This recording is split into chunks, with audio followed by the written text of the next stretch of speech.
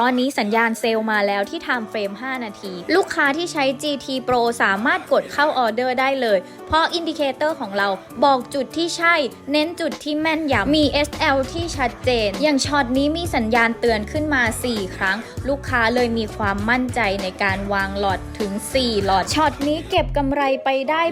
1,300 เหรียญง่ายๆแบบนี้ใครก็สามารถเทรดกำไรได้ขอแค่มีโทรศัพท์เครื่องเดียวและ GT Pro และพอร์ตนี้ของจริงนะจ๊ะ